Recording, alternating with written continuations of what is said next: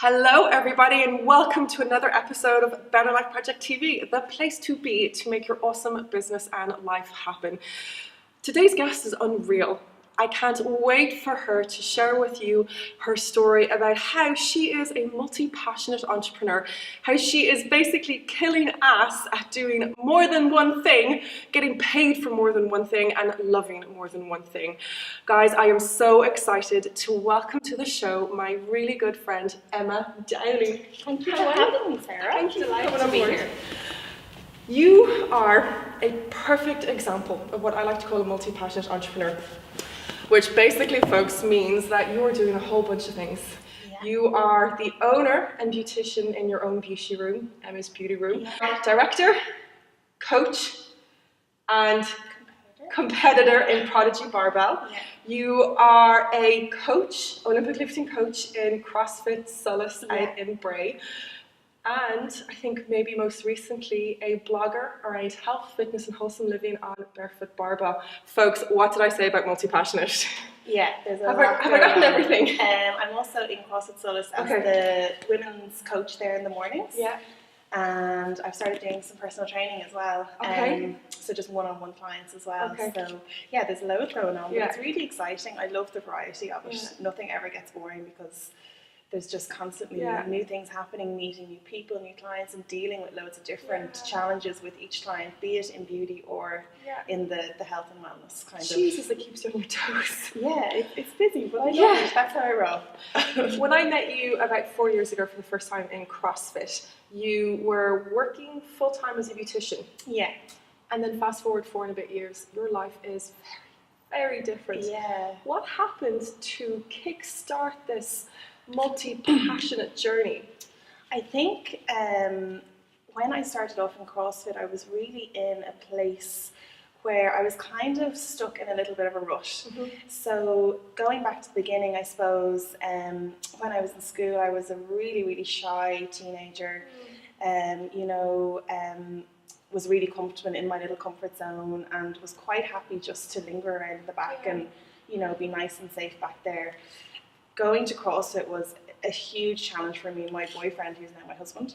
And she's a wife and probably, let's be real, most important job. She's a mummy to a little fur baby. Well, it's quite large. A 55 kilo dog called Teacup. Yeah, that's my little baba. So Sam basically dragged me into CrossFit one day and was like, look, you need to give this a go. I think you'll really enjoy it. I think for like the first 2 months he had to go with me. I was so shy and quiet, but I think through CrossFit then I met so many amazing people, yourself and James included, who really inspired me to, it kind of took the fear away of being a little bit different and just being yourself. And, I never realized how strong I was or what I could do. I never played sports in school because that would have been way too scary putting myself out there. What if I wasn't good or, that kind of thing. So, I came into CrossFit and, was actually quite good at it from the start. And I think that just really saw my confidence grow and grow and grow, and I made a whole new group of friends. I was never good in a group environment growing up, but I was great one-on-one, but once it came into groups I was very quiet. But CrossFit, you're forced, you've no choice really but to get involved with the group, and you might be asked to demo something one day, God forbid, and you just have to go and do it. And it was just that little push out of my comfort zone really was then enough to just catapult things astronomically for me. So and then where did it go from there? So if you had a taste of what it was like to leave your comfort zone and see things aren't actually as bad as we build them up in our heads, what then happened? You started CrossFitting. Okay. Maybe Sammy didn't come with you to the classes anymore. That was it. All of a sudden I was really have been like, oh, I've just been to CrossFit, and he was like, brilliant. Like I didn't have to go with you, But then I think what kind of happened was, they do in-house competitions and stuff in the gym. And because of the industry I was working in, I had to work every Saturday. Like I never got weekends off. It just didn't happen. Getting a weekend off for a wedding was a big deal. There was no way I was going to get it off for like a team throwdown down in my gym. So I was really upset at missing out on these events that everyone seemed to have so much fun in, and I was like, I think that was kind of the first thing to kind of say, like, this isn't really suiting that lifestyle that I really want to live. I could see this thing that I wanted to get involved in, and I just had that perfect excuse not to compete, not to get involved in the thing, and that was keeping me back in my comfort zone as well. Now, where I worked, like, it was a great salon. I learned so much. I went in there for a bit of experience in first year in college, and 6 years later, I'm still there. So it was a great little job, but that's what it was. It was a little job to keep me going, I met lovely people. I started learning how to build relationships with clients, working with other people. It was a service industry, which is essentially what I'm still in. So I learned so much there, and I'll always be so grateful to the girls that I worked for that. But I wanted something more. So basically then, I think when I went to CrossFit, it gave me the confidence to start looking for that little exit strategy, looking for, They're my two favourite words, exit strategy. Yeah, I know, but you need to have one of those. I know, it's like a path to our dreams. It could be called either one. Yeah, exactly. I like that too. So my exit strategy for this was, so at the time my dad runs his own business. It's a car business. It's completely different to what I've ever done. That's another bow to your tie or your hat. Okay. Another thing that you do. Okay. So that was totally different. Yeah. The whole way through my education had been with women. All the way through school, then I went to beauty college, and I worked with women, with female clients. So to go from that to, working in a car garage with male clients, dealing with men who I could understand even on the phone. Like, I didn't know what was going on half the time. So that again was pushing me out of my comfort zone. That was kind of a really key part in that little exit strategy. I was able to start working part-time for him. I worked 2 or 3 mornings a week. That was enough to just keep me on the breadline. I know I have that. And then we got our garage converted at home, and I set up my little beauty room. I'd also kind of started working a couple of clients at home. They just slotted right into the beauty room, and I was really lucky that a few of my clients from the salon I was working in were ringing me, a few months later, been like, where are you, so they slotted in. So I kind of had this ready-made business, and once the beauty took off then a little bit, I just stepped back from my dad's business, and then I was working full-time in my own little beauty business, which was great. So I think I was really lucky. Like, my dad knew that I needed that little something, so he was like, look, let's try this. So that was a real stroke of luck, and I'm really grateful for that as well. So I call that or I've heard it been described as a job bridge or a bridge job. It's basically giving you that little bit of money, as you said, to keep you on the breadline, to support you whilst you set up the dream project. Exactly, yeah. And I think as well, it's really important to have that like little safety net there, because if you just leave your job and go out to try and, set up your own business or whatever, you don't want to go into that panic mode. You don't want to have to sell your soul to the devil. If you have that, it's like, well, look, guys, this is what I'm doing here. You might not like it, and if you don't, that's totally fine. Do you know what I mean? There's plenty of other people who will. So you're never in that panic, like, oh my God, no, please come to me for treatments. You need to come here because I need you to come here. It just organically happens then. Because I think as a business owner, when we set things up, there's a panic that can sometimes creep into our business, and you are so right. We can sell our souls. We can, and I know that you write about this, you blog about this, and you believe it. Start to live unauthentically, if that's the word, and you start to lose touch with what it is that we really want and where we want to go. So I think you captured that so beautifully, and it is so important to be able to have that little bit of a safety net in order to support the dreams. And it doesn't mean that we're a sellout. It doesn't mean that we have failed or we've made a mistake. It's the exact opposite. It means that we've put on our smart, positive pants. Yeah, exactly. Yeah, and it gives you that little bit of freedom just to kind of enjoy growing your business as well. Which is so important. So then Emma's Beauty Room was up and running. I was in charge of my own schedule, which was just amazing. I had a great bunch of clients, and they were all people who I loved looking after and who loved coming to me. It was in my home. I was quite selective about clients that I would work with. I wouldn't, I'm all about the good vibes. Been into the room, folks. It's okay. I'm one of those ladies. So, but that meant that I was working with people who I genuinely cared about, who I wanted to give the best treatment that I could. And it's human nature, you don't connect with everybody, and that's fine, you know, and that's something that I take through to my personal training business now as well. So yeah, I was really, really happy in that job, and that was great. So I did that for a couple of years. And then I kind of got to a point where I was like, you know, this isn't really challenging me. And I started kind of maybe looking at opening like a full salon and getting staff on board. And then I just knew that wasn't for me. I didn't want that responsibility either.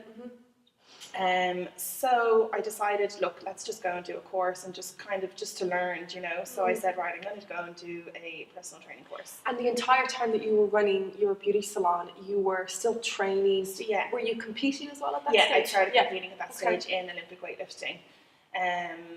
I kind of moved more away from the CrossFit at that stage and was more focusing on the Olympic weightlifting stuff. It was hilarious because as you were moving towards Olympic lifting, I was moving towards powerlifting. Yeah. And I remember so vividly, and even James and I would talk about it. Yeah. Because obviously James is a coach, Sammy's a coach. And, and I think actually quite similar. It really is. It really is. I think our stories actually quite mirror each other quite well. Yeah. So I decided then, right, I'm going to go and do a personal training course. And this wasn't necessarily to actually go into personal training. It was like, oh, I really like this. I'd love to know more about it. And my brain needs to be stimulated. Okay. So I went and did my course or whatever. Now I had to kind of get another little safety net going there as well, because obviously if I'm in college, you know, 9 to 4, I can't do my beauty business. So then I basically what I did was started renting out a room in our house. That's how that came on. Yeah. Ah, okay. So that was enough then just to give me that little safety net. I didn't want to be going to my personal training course, loving that, and then coming home and having to do clients. And I really wanted to enjoy that full experience and not be, again, in that panic mode, you know. So that was the little safety net for that time, which we have continued doing as well. You really enjoy that though, don't you? Your Spanish, your French students come in, isn't it? Yeah, and I love it. So, and again, like I learned even so much from them. I've seen photos on your social of them hanging out with the teacup. Oh, Teacup, so it looks like he loves it too. He loves them. He's like little buddies for the few weeks. So so that was the little safety net that I got going there. And then I could really enjoy my PT course. So at the time then, Prodigy, Barbo were training in CrossFit Solo Switch at the time was on Bray Beach. And I finished my course and went back to my beauty and was training away. And then Prodigy Barbell started with a little group of youth lifters. So it was a group of fourth years from the local schools. We wanted to teach them how to Olympic weightlift, kind of for the other sports that they were in. So I started assisting Sam, helping him out with that, and loved it. Absolutely loved it. So then... was that your first experience coaching Olympic lifting? Coaching full stop, really. Really, that was kind of my first, you know, step into that coaching world. I think, it was. So in that gym then, the owner then approached me and he was kind of like, look, you seem to really enjoying this kind of coaching, you know, you have a really good way with the clients, or, you know, I can see, like, I'd say my little face was just beaming doing it, because, you know, if one of the kids did like a squat below parallel, I'd practically do a dance behind them. I'd be so excited, you know, high fives all around. So then he was like, yeah, would you fancy doing, you know, the women's class in the morning, maybe assist a couple of classes or come in and shadow and see what it's all about. So I was kind of like, okay, cool, like might be kind of nice to use this personal training cert that I have. So that's what I started doing. I went down and shadowed the classes, and then I started leading the classes, and then it just grew to taking the normal CrossFit classes and teaching Olympic weightlifting in the gym as well. And then how did you get personal training clients? And where did Barefoot Barbell come from? Okay, so I was doing my women's classes, that was going great. And then I suppose when I was in my beauty room, and the other time in my little side business, I'd be talking to my clients about what I was doing, and you know, and they'd be like, oh my God, sign me up, like I want to get involved in this, you know? And again, that was all really organic. It wasn't like I was like, oh, I'm teaching this class, like you need to come to it. It was just like, this is what I'm doing and it's great. You know, I wouldn't even consider trying to sell it to them. I was just telling them about it. And that then they got, you know, they wanted to start training, but some of them have just had kids and they were like, look, I don't feel ready for a class, but would you fancy doing, you know, one-on-one So I thought about it for a while, and I kind of said, you know what, yeah, let's give it a go. So again, that kind of just happened very organically. So that was where the personal training kind of side came out of it. Barefoot Barbell, I started that June last year. Oh, it was not a year ago. Yeah, June last year.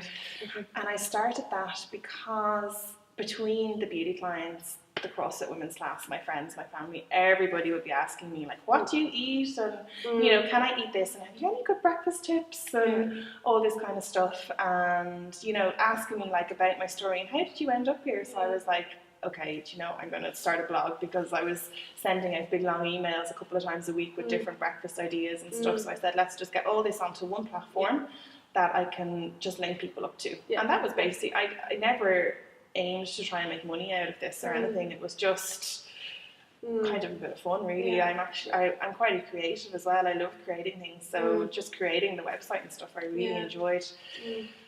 And that kind of in turn, for my personal training and all, has complemented so nicely, because it's just a really nice tool for me to keep referring people back to about my philosophy and how I lived, you know. And what is that philosophy? What is it that inspires you the most to do what you do? Because you have your fingers in so many pies, but you do it so well. Yeah. And I know everything is always a little bit different on the inside, but from the outside looking in, you are so inspiring, so inspired, you're so creative, everything is just seems to be coming from such a calm, loving, easy place. Yeah. So where does all that come from? Like, what is that philosophy? God, my philosophy, I just think I think there's loads of different elements to my philosophy, but I think when you talk about the calm, easy place, like, I really put a lot of trust and faith, like, in the universe, or I don't even really know what that is, but I really believe in flow, and I really believe if something is meant for you, you will just flow along that path towards what you're meant to. Okay, you are going to meet obstacles along the way, you know, and challenges that you're going to have to try and overcome, but there will be easy ways to do that if this is what you're meant to be doing. And if you love what you're doing, it's very easy to do something. But I think my kind of overall philosophy is living a full and wholehearted life and loving your life. Oh my gosh, you give me tingles. To the maximum, Yeah. do you know, and having enough confidence to grab different opportunities that come your way, even if you're like, oh my god, there's no way I'd do that. They're the ones that you need to do. They're the ones that you're meant to be like, sign me right up, before I even have a second to think, that's not for me, do you know? But what I absolutely love more than anything about my job, and I think that's through all of my little projects, I suppose, is empowering women, do you know? And I've always worked with women, and even in my personal training, I prefer to work one-on-one with female clients. I don't take on male clients one-on-one. I love training men in a group situation, it's brilliant, but working with females one-on-one, I just think is so amazing. I love being in the beauty room or in the gym, empowering women, showing them how beautiful they are. You know, it doesn't matter, you know, if, you know, getting your nails done or whatever, like, that's just enhancing the beauty that you are, do you know? It's not going to make you any more beautiful, do you know? It's just making them feel better about themselves. And I think that's the same with the personal training. I absolutely love taking someone who's just had a baby, or, you know, has never trained before, and they look at a barbell and they're like, I'm absolutely never going to lift that up. And you're like, you will. Give me a couple of weeks and you will be, you know, so surprised at what you can do. And it's that empowerment. And, you know, when they finally do it, it's just like, oh my god, like, I get tingles when I see them. I'm just like, oh my god, this is amazing, do you know? So that is what I really, really love. I really love showing women what they can do. That is everything that I live for as well, and I think that message is so important. And one of the things that I love so much about what you do is that you're able to spread your passion, your love and your value across different elements of life. I got stuck once in a very bad trap of just valuing my health or my fitness through the gym above all else. And if someone looked at me and they described who I was or what my life was about, they kind of stopped short after the gym, and that would be it. And it would be, oh, Sarah, go to the gym. Yeah. And then there would be like one of those little thingies rolling across the floor. And for a while that felt fulfilling and I was satisfied by that. But I realized that I no longer wanted to just sum up my life with one thing. I realized that I no longer wanted to just honor or be one thing. I wanted to have a fuller life, and I wanted to be able to look at that picture that was my life, and it was all full of colour and bright and vibrant and not just one element of it. Yeah. And that's one of the reasons why I love so much of what you're doing, is because if you were to paint a picture of your life, every element of it would be as vibrant as the other. It wouldn't just be one small part. And through social media, I think that we can sometimes, and unfortunately, see women do that. We can see women focused on just one aspect and one element. And I think that we need more people like you who put across that message that says you can be more than one thing, you can do more than one thing. Absolutely. And you can love all of it. Women are the best multitaskers in the world. Incredible multitaskers. You know? So why, like, that can... Yeah. We have the power to do whatever we want. Like, I just think women are the most incredible creatures in the world. You know, like, the sky is the limit. Like, it really is. So it's just, I suppose, finding the right path for you and getting the right support network behind you. And, you know, networking with other women doing similar things and learning from them and not being afraid, you know, and it's like, just try it, give it a go, give it a whirl, and like, if you fail, so what? Like, hopefully you'll have your little safety net there, you know, and you know, you'll learn so much from your failure as well. I don't think anyone ever learns from success. You always learn from, oh God, I wouldn't do that again, or you know, maybe I'll try it this way this time, or you're gonna make me cry. I'm just oh my God, write a book.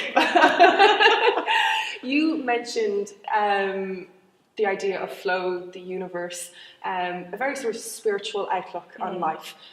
For me, my spirituality, otherwise known as my purpose in life, the reason why I do what I do, was something that I think I only realised or connected with quite late on in life. And it was something that I realised that I did need to practice. When I was working in my old job, I felt like I could tick all the boxes on what I thought a good life meant. And I realised that I just didn't have that sense of purpose to my day anymore, that when I left this earth, that there would be something there to go, Sarah was there and that's what she did. And for me, that's what my spirituality means. I don't sit. So for me, I guess spirituality was maybe one of those dots that I connected last, but it made such an impact in my life because I became so determined to seek out things that made me feel fulfilled, like working with women one-to-one, working with men one-to-one, working with people to help them achieve their goals. But to practice that spirituality was something that I spent a lot of time trying to figure out how. I think we can look at our physical fitness, we can look at our mental fitness, but no one really looks at their spiritual fitness or their spiritual health in the same way. And for so many people who are stuck in ruts, who are feeling unhappy in some way, it's because they have, and you can say it however you want, become disconnected from their purpose. They no longer feel fulfilled in some way. If you had a practice for that spiritual fitness, if you had a thing that you did every day, how would you describe that? What is it? I suppose time to reflect is a huge thing for me. And I think, you know, back in the day in Ireland, that time to reflect would have been going to Mass on a Sunday or whatever.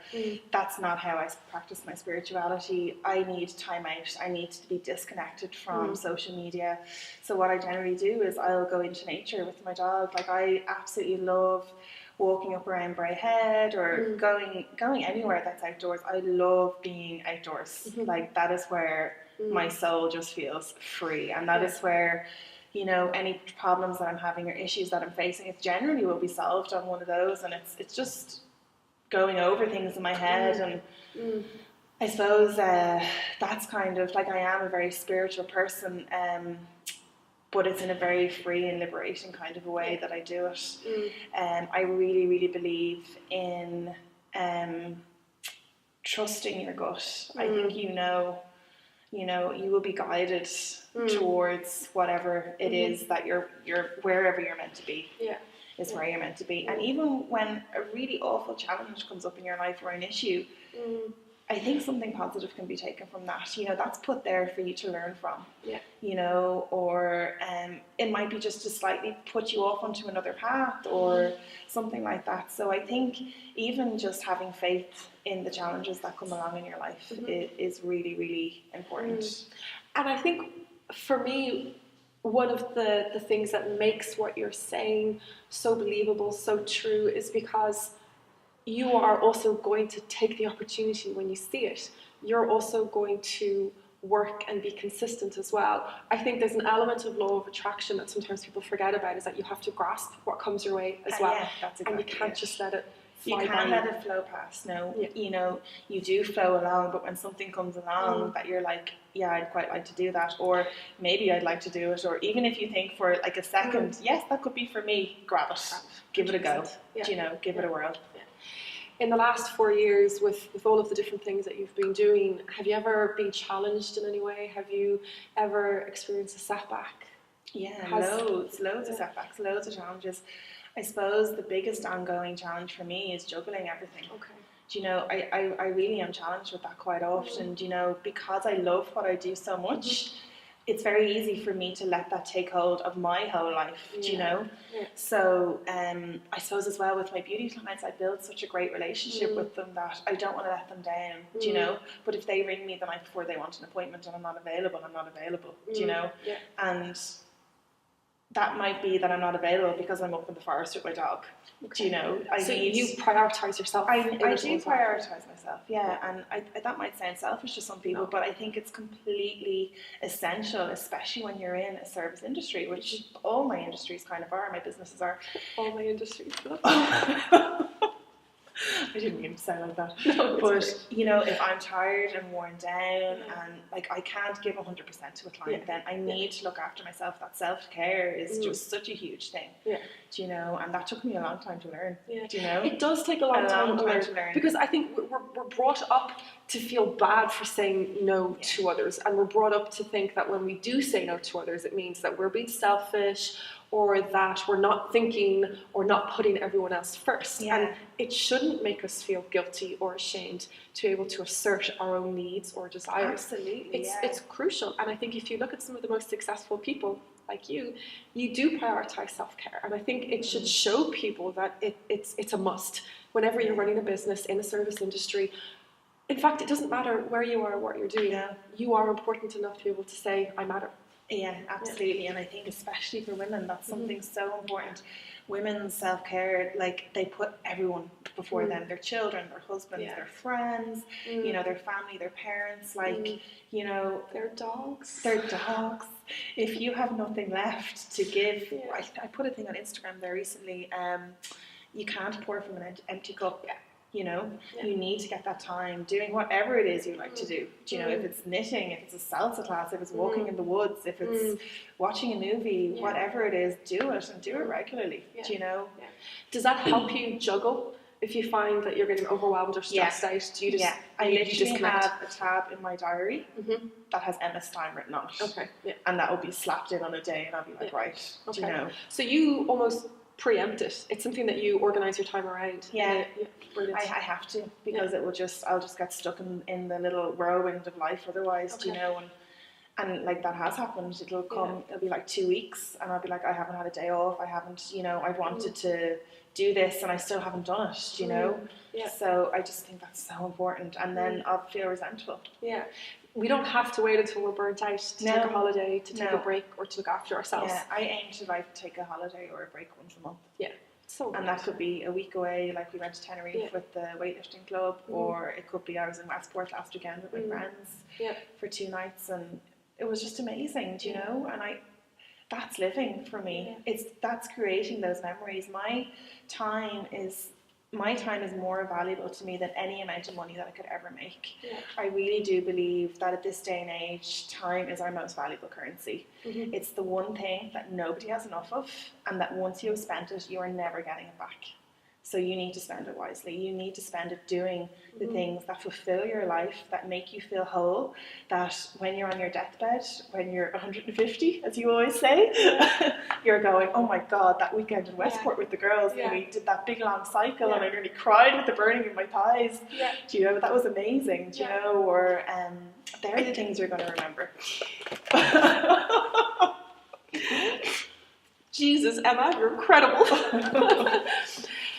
What, in the same way that we experience challenges, there's always a yin and a yang, what has been some of the most rewarding or some of the best outcomes or experiences over the 4 years that you've been empowering women, empowering yourself, and living this incredible life? Yeah, I think business-wise, and of all my clients, actually this morning I had the most incredible experience with a client. I need my tissues you again. Probably are going to need the tissues. I need one as well. So I started training a girl about 11 weeks ago. A girl with cystic fibrosis. She has never trained before. She's a little bit younger than me. She's probably I think she's about 27 maybe.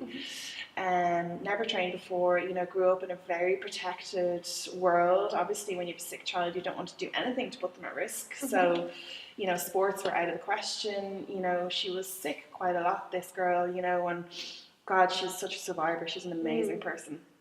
So she was following me on social media. She always would have been very active on all of my pages and that. And she is from Bray as well, so I'd know her to kind of see around. So she contacted me there a few weeks ago, and we met for breakfast. And you know, I actually at the time didn't even think that she wanted to start training because even I had limited her already, which was terrible. I was like, well, she has cystic fibrosis, like she probably doesn't want to train, you know. She was like, you know, I'm seeing what you're doing, and like I want to get in on this. Like I really feel that you can help me on this journey. So we had a really good chat, you know. I went away from it a little bit nervous, obviously with the challenges that we were going to face with somebody who has such a debilitating illness like this, and had to go do a lot of reading on, like, you know, what these kind of the people with this illness can do and can't do, and you know, talk to any of my friends within the medical profession, like what would they recommend. So and had a really good chat with her about what she feels are her limitations and stuff. So we decided, right, cool, we're going to do this, let's start. So she started training. Like her first session was literally a brisk walk up and down Bray Prom, because I just wanted to see how far we could push her, what she was able for and what she wasn't. So went away, we set up a really basic training plan, just basic strengthening exercises, postural correcting kind of stuff, and little bits of cardio on that as well. And it's been going so unbelievably well. So the other day she kind of said, like, I really want to, like, you know, be able to run and stuff soon. Like, do you think I'll ever be able to run? And I was like, damn, yeah, of course you will. So today we did a workout, and well, actually she smashed her whole workout. Her strength and everything just went so well. Like all of her weights went up a little bit today, and it was just amazing. And then came the workout, and I described the workout to her. It was like shuttle runs, some kettlebell swings, some air squats, and she was like, I don't think I'm going to be able to do this. And I was like, look, we're just going to give it a try. You know, let's just push it as much as you can, and we're getting good breaks or whatever in between. So she smashed it. Absolutely smashed the workout. And at the end, burst into tears, because she was just like, I didn't ever think I was going to be able to do that. She was like, you know, it's so refreshing for me to come here and for you to say, like, you can do this, come on, let's go a little bit faster. She was like, after all of my childhood been told, you know, be careful, like maybe you shouldn't do that, to be told, come on, let's go, we're going to pick this up a little bit now. You know, it was just absolutely amazing experience. And that's at the end, when she left, I was in tears. I was like, you know, that's what it's about. It's not about the fat loss. It's not about the weight loss. It's about improving someone's life and hopefully extending their lifespan, and you know, making them feel like, holy shit, like I did that and I smashed that. I can't wait for my next training session, you know. And she went off and she was like, I can't wait to tell my husband what I did, and you know. So that was probably one of the most rewarding things that has ever happened to me. And when you have a moment like that, does it make all the hard times worth it? Does it make all the tough times worth it? Yeah, unbelievably, It's so, when we, women, men, whoever, whatever you are, can get out of our own way for long enough to be able to create those moments. And for you, it was almost as if that journey started when Sammy, husband, in case anyone was wondering, dragged you to CrossFit Ireland 4 and a bit years ago. I do think that there are moments that we can look back on our lives and go, that's when things started to take a turn. That's when I first started to get out of my way long enough to actually allow all of that goodness in. To kind of come to fruition. Yeah. Exactly, because I think, you know, as entrepreneurs, as business owners, as wives, husbands, whatever we're doing in life, we can have a hard time at it, and we can constantly be slogging away at something, wondering when we're going to experience a positive, wondering when we're going to have a result. And then we can have moments like that, and it just makes it all worth it. But we need to be able to be patient with that journey, and we need to persist. Absolutely, yeah. And you know, the positives in that might not necessarily be a financial reward. No. There's so much, but that doesn't matter. No. There's so much more to it than that, that's you know. Yeah. And I think that is the key to success. The key to success is actually not focusing on the money. Yeah. The money will come. Yeah. You know, that will. You kind of have to trust that will happen. You know. The key to success, I think, is just giving a shit. Do you know, care about your client, care that they leave your beauty room feeling like $1 million and they're going to go step on the airplane to their holiday thinking, you know, oh my God, I'm the most gorgeous woman on the planet. Or they come into the gym and they're like, I lifted a barbell today, I did a pull-up, oh my God, I did a handstand, do you know? I skipped. The amount of women that come in, they're like, I can't skip. I haven't skipped in, 20 years. I'm like, well, you're going to today. So... Do you know that? Yeah. And I think it's really caring about how they feel when they leave you. Yeah. Do you know? And that's what they're going to remember. And they're just going to go and sell for you. They're going to sell your product because they're going to look amazing. They're going to have a ginormous smile on their face. They're going to be telling their friends. You know, they're just going to be more confident. They're going to hold themselves, better. They're going to hold themselves with better posture and just stand tall and be so proud of themselves. Yeah. And that's really all you need. It's so true. You've just hit the nail on the head about 1 million times. When you're working at anything, forget about the money, focus on caring, and then the rest will happen. Yeah. The rest will 100% happen. Yeah. I love to ask this question. I actually love to ask the next 3 questions. What advice would you give to someone who wants to do different things, wants to live life loving and feeling passionate about more than one thing? They want to have a full-time job, 2 part-time jobs, a hobby. What advice would you give to someone who was starting your journey 4 years ago? Okay, I suppose my best bit of advice would be don't get so busy trying to make a living that you forget to live your life. Folks, write that shit down. That is how I live my life, and that is really my number 1 bit of advice. But if you're doing something you love, it's not like work. Do you know? Yeah. I suppose then kind of moving away from that because I've kind of talked about that before, would be value you and your business. Do not undersell yourself. You know, your time, as we've said, is so precious. Do not undersell your time. So when you put a value in your business, other people will value your business. So don't undersell yourself. So and then the big thing is, if an opportunity does come along that you're like, yeah, I'd like to give that a go for it. Yeah. Don't let anybody tell you that you cannot do something. You are a strong, independent woman who is a multitasking genius. Try it. Have your little side business, start it as a side business and just grow it from there, and then it will eventually transition. And when you started as that side business, you can see, like, is this something that I really love and really want to do? And it probably will be, and you can just grow it from there. Never let the fear of failure stop you, or the fear of someone being like, oh God, I can't. Who does she think she is going off starting a business? Do you know? No, you can do this, and just go and do it. Yeah. When you reflect over the last 4 years, because you've mentioned when you love what you do, when you're passionate about what you do, the rest will just fall into place. How do you think you found what you're passionate for? How do you think you found what you loved? Because for a lot of people watching, for a lot of people that I've worked with, they don't know what that thing is. And that's the part that it almost forces them to go into a state of paralysis by analysis. They just sort of stop living. So how did you find your passion?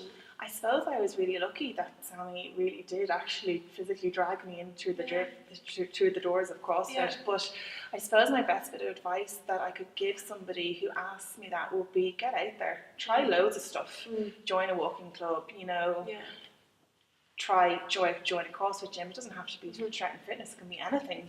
Anything that you kind of feel. Yeah, I'd love to.